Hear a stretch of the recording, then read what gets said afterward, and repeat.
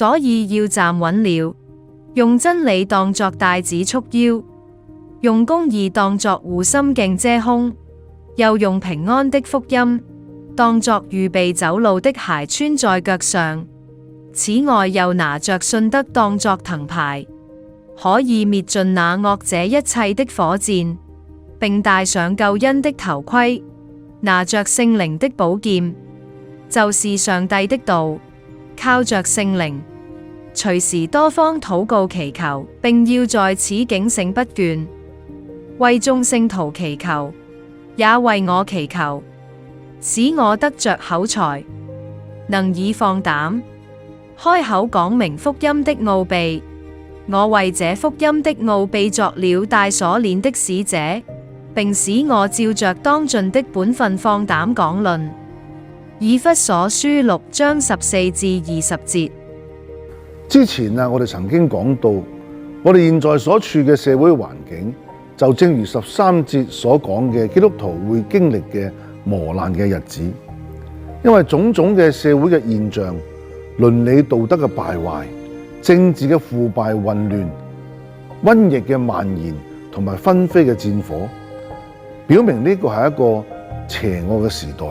亦都係我哋所經歷磨難嘅日子。所以基督徒要清楚嘅認識到屬靈爭戰係真實嘅，係正在發生嘅，並且係無法逃避嘅。或者你會覺得，點解信耶穌嘅人會有屬靈嘅爭戰呢？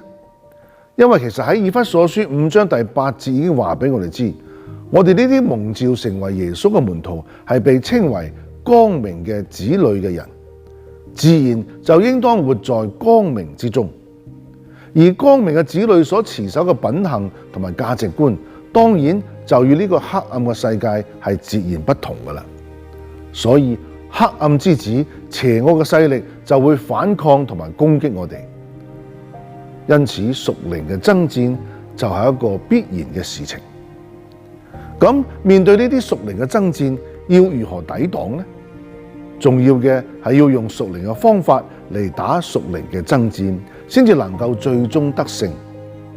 所以主耶穌透過保羅話俾我哋知，打好呢場爭戰嘅良策係乜嘢？當年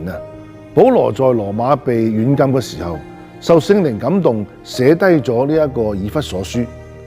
佢就引用咗監管佢嘅羅馬士兵所穿戴嘅軍事嘅裝備，嚟比喻基督徒在面對屬靈爭戰嘅時候得勝嘅秘密武器，就係應當穿戴神所賜嘅全副軍裝。指出基督徒要具備呢啲裝備，在耶穌大能嘅保守中，先至能夠穩操勝券。就好似13節所講嘅，成就了一切，還能站立得住。其實呢啲裝備就係指基督徒在生活中應當具備同埋活出嘅品行同埋生命嘅特質。咁神所賜嘅全副軍裝係乜嘢呢？有幾多件呢？從聖經當中我哋見到一共有7件。上一次呢，我哋講到4件嘅裝備，就係用真理當腰帶束腰，用公義當作護心鏡，用平安嘅福音當作鞋，用信心當作藤牌。喺17到18節，讓我哋見到有另外嘅3件嘅裝備，讓我哋在聖靈嘅引導下，逐步去明白聖經嘅真理。第5件裝備係乜嘢呢？就係用救恩當作頭盔。我諗大家都知道頭部係人嘅指揮同埋協調嘅系統，唔淨止脆弱，亦都係最容易受攻擊、最容易致命嘅目標。所以頭盔最主要嘅功用就係要保護人嘅頭部免受攻擊，減低傷害。從古至今頭盔都係士兵在爭戰中不可缺少嘅一個裝備。聖經話俾我哋知，要戴上救恩嘅頭盔來保護自己。咁乜嘢意思呢？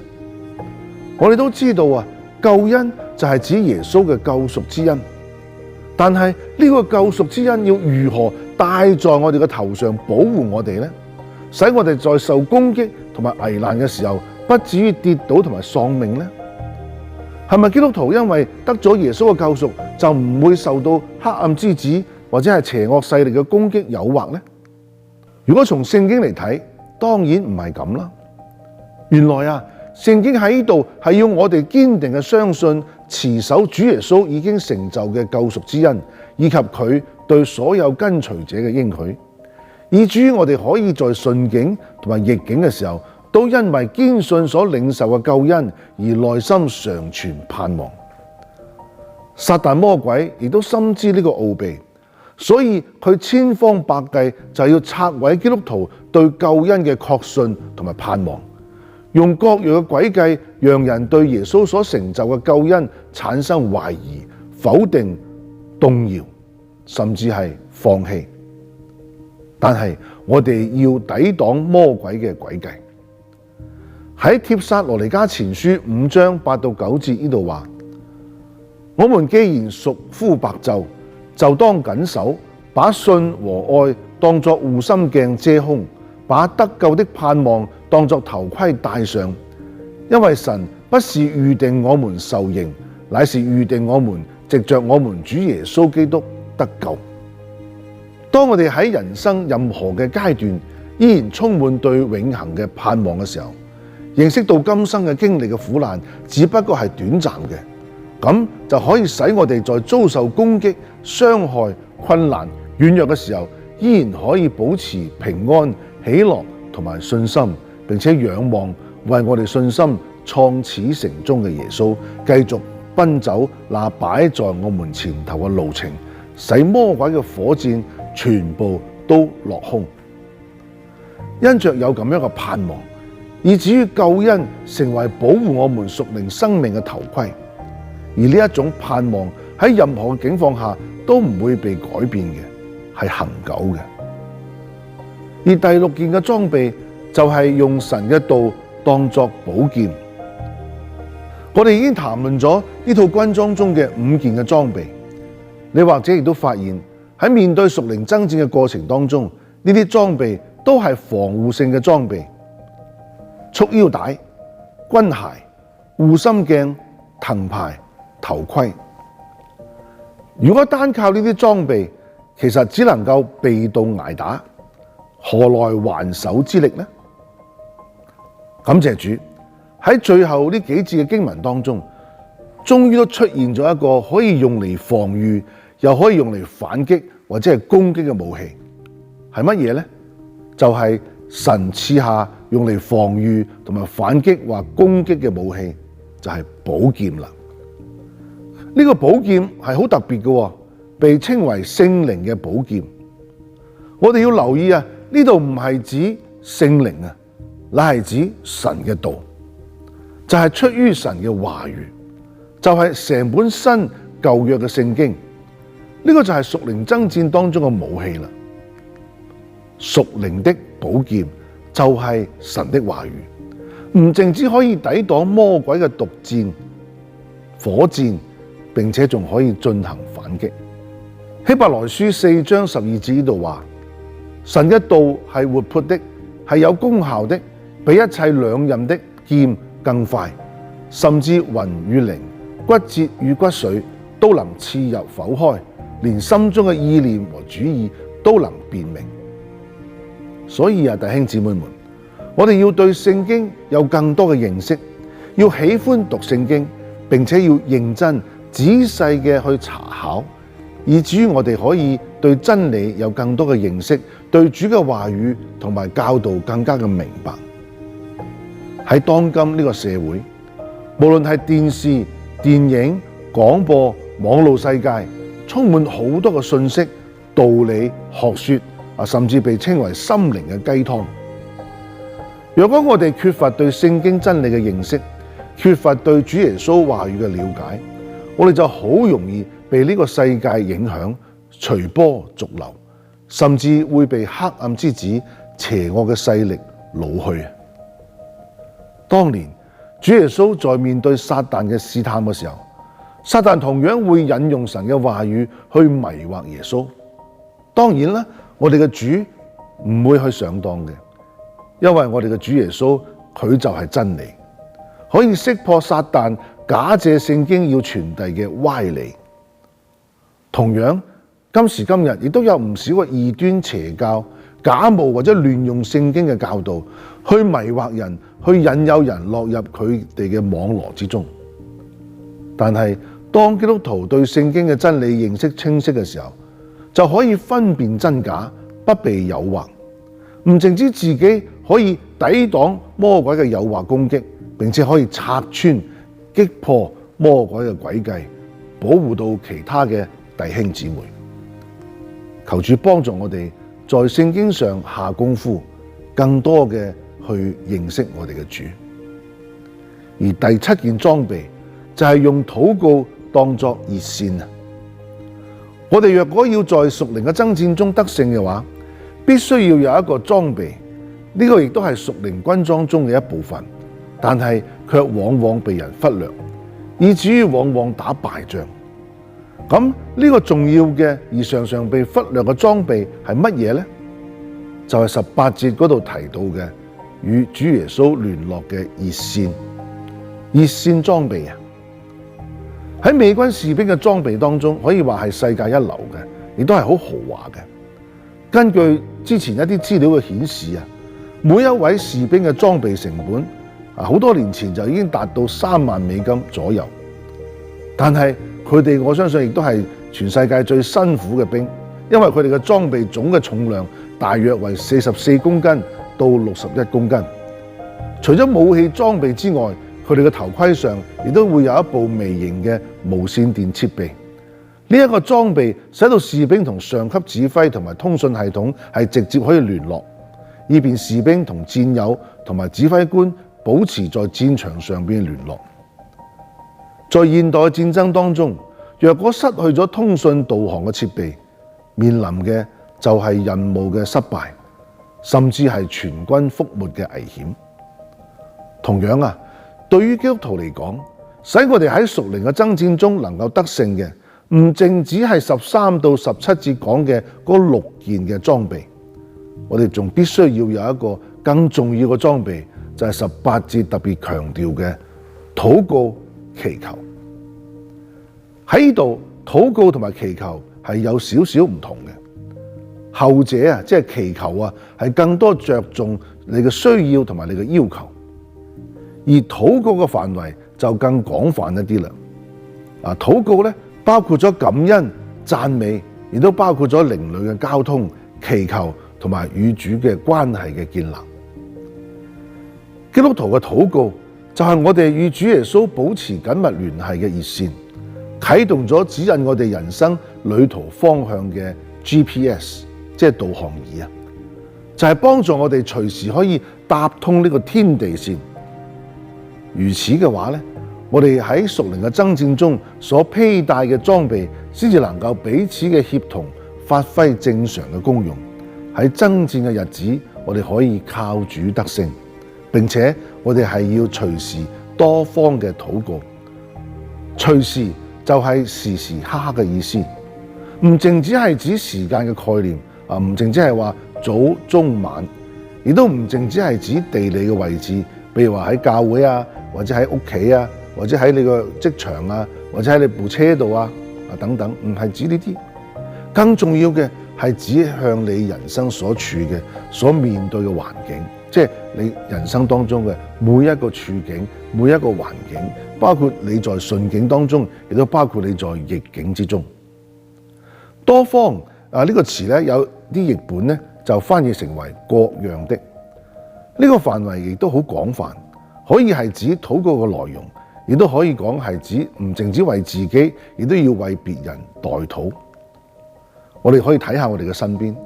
其實有好多人係需要你嘅禱告嘅。呢個就係我哋侍奉嘅機會，呢個就係我哋要隨時多方禱告嘅原因啊！呢個亦都係屬靈爭戰得勝嘅秘訣。當我哋喺順利、舒適、快樂嘅時候，我哋往往好少禱告，因為可能自覺不需要。喺面對困難、軟弱同埋掙扎嘅時候，可能我哋先會更主動嘅嚟尋求主嘅幫助。但一旦自己嘅需要得到滿足嘅時候，就容易忽略甚至係忘記繼續主動嘅去以禱告嚟親近主。如果係咁樣嘅話，即係話當你有事情啦，先嚟禱告，其實呢個只不過係喺度祈求，即係尋求個人嘅需要同埋要求得到滿足，而唔係真正意義上面嘅禱告。禱告需要有恒心同埋屬靈嘅敏銳，應當持之以恆，等候主嘅作為，同埋充滿盼望嘅堅持同埋持續。警醒不倦嘅禱告，其實亦都顯示出我哋嘅信心，係信心嘅一種表現。我哋要在靈裏嘅禱告，就係要操練在聖靈嘅引導下，在心靈深處禱告主。喺18節嘅新譯本翻譯係，藉着各樣嘅禱告同埋祈求，隨時在聖靈裏祈禱，並且要在呢個事情上恆久警醒。讓我哋透過在靈裏邊嘅深度嘅禱告，借助聖靈嘅引導，學習如何去依靠信託耶穌，依靠佢嘅大能同埋大力。我哋唔係憑血氣與撒旦爭戰，乃係要依靠聖靈，並且要透過靈裏深度嘅與主嘅交通，而唔係表面嘅膚淺嘅報告或者係毫無情感嘅信息交流。我哋需要與主嘅係一個深度嘅心靈嘅溝通，在靈裏嘅禱告帶領我哋進入耶穌嘅安息。求主耶穌幫助我哋，讓我哋穿戴好神所賜嘅全副軍裝，並且要搭通天地線，就係要隨時多方嘅向主耶穌禱告，警醒不倦嘅禱告，在靈裏嘅禱告，以至於我哋每一日都依靠着主耶穌嘅大能大力，成為一個剛強嘅人，成為一個站立得住嘅人，在屬靈嘅爭戰中，最終可以得勝。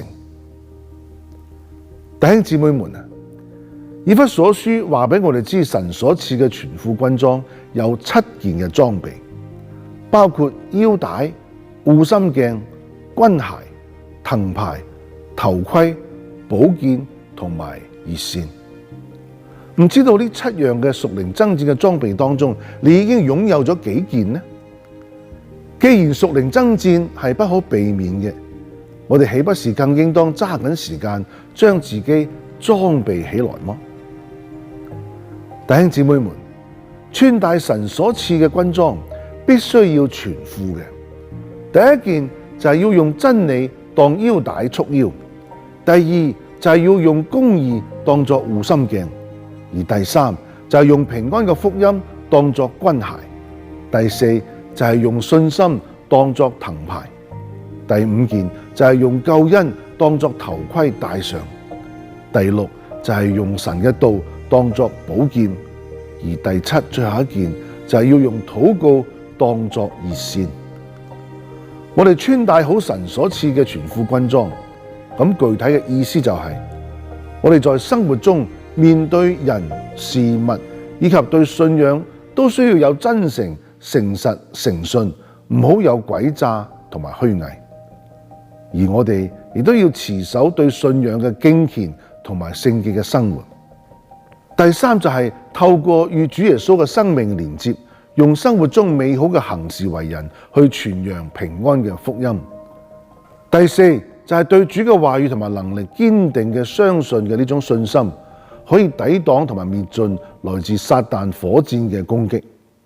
第5，堅信同埋持守因主耶穌嘅救恩而帶嚟長久嘅盼望，